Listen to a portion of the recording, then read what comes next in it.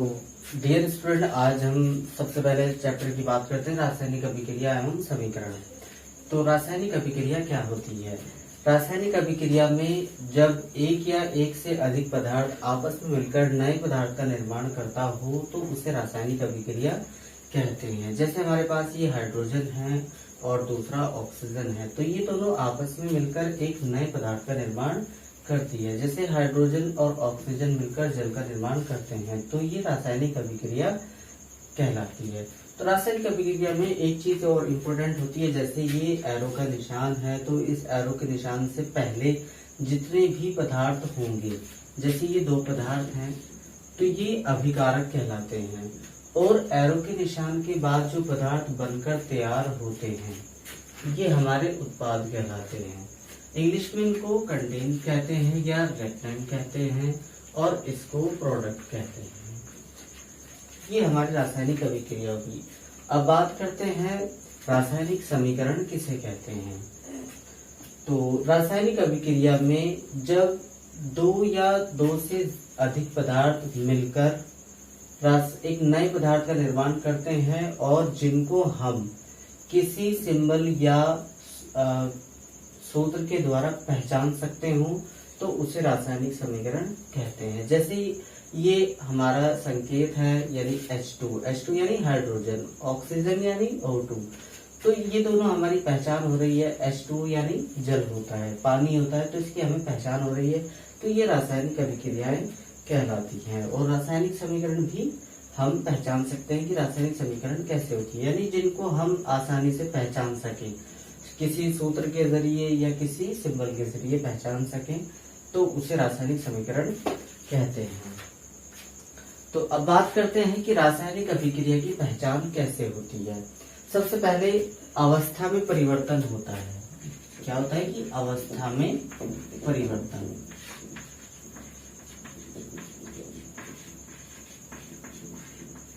अवस्था में परिवर्तन होता है। सबसे पहले क्या करते हैं कि रासायनिक अभिक्रिया में परिवर्तन के द्वारा अभिलक्षणित होती है। जैसे जब हम मोम को जलाते हैं तो जल कार्बन डाइऑक्साइड बनते हैं। यहाँ मोम एक ठोस पदार्थ है, जल एक द्रव पदार्थ है और कार्बन डाइऑक्साइड एक गैस पदार्थ है। तो अब बात करते हैं, दूसरे नंबर पे आता है कि ताप में परिवर्तन क्या होता है। रासायनिक अभिक्रिया में ताप में परिवर्तन के द्वारा अभिलक्षणित होती है।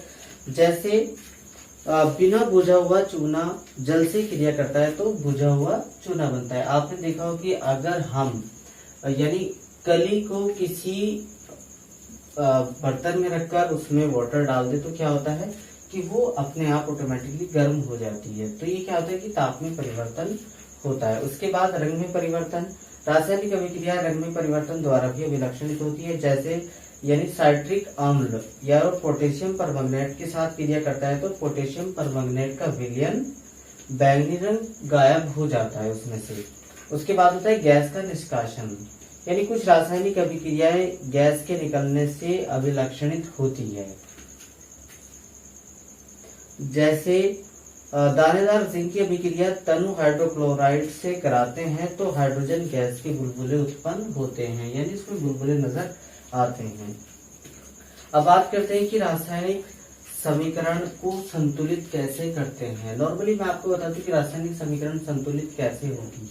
तो सिंपल सी बात है कि जब रासायनिक अभिक्रिया में एक या एक से अधिक पदार्थ आपस में मिलकर नए पदार्थ का निर्माण करते हों तो उसे रासायनिक समीकरण कहते हैं या रासायनिक अभिक्रिया कहते हैं। बट संतुलित कैसे होगी, कुल मिलाकर ये कह सकते हैं कि रासायनिक अभिक्रिया में तीर के निशान से पहले वाले पदार्थों के और तीर के निशान से बाद वाले पदार्थों के दोनों के परमाणु, दोनों के हाइड्रोजन परमाणु सब बराबर होने चाहिए, उनके एटम्स बराबर होने चाहिए, तो हमें रासायनिक समीकरण संतुलित की जाएगी। सपोज दैट मैं जैसे ये रासायनिक समीकरण है, मैं इसको यहीं पर संतुलित कर दूं तो हो जाएगी कि नहीं। देखते हैं कि यहाँ पर H के पास कितने परमाणु है, 2, ऑक्सीजन के पास 2 है, लेकिन प्रोडक्ट में क्या है कि H के पास सिर्फ 2 है और ऑक्सीजन के पास सिर्फ 1 है। तो नॉर्मली कैसे करते हैं, मैं यहाँ पर इसको कंप्लीट कर देता हूँ। तो यहाँ पर क्या हो गए 2H2 यानी हाइड्रोजन के हो गए 4, 2 दूनी 4, और ऑक्सीजन के हो गए 2 यानी ऑक्सीजन यहाँ पर अकेला है और इसकी जो मल्टीप्लाई है वो सबसे हो जाएगी, तो 2 हो गए ऑक्सीजन के। लेकिन ऑक्सीजन के तो पूरे हो गए, लेकिन यहाँ पर क्या होता है, ऑक्सीजन के पूरे करने के चक्कर में हाइड्रोजन के यहाँ 2 और बढ़ जाते हैं। तो इसको पूरा करने के लिए क्या करते हैं, 1 2 मैं यहाँ पर लगा देता हूँ। तो देखो हाइड्रोजन के पास 4 हो गए अभिकारक में और ऑक्सीजन के पास 2 है, और उत्पाद भी क्या हुआ, हाइड्रोजन के पास 4 है और ऑक्सीजन के पास 2 है। तो इस तरह से ये रासायनिक समीकरण संतुलित हो जाती है।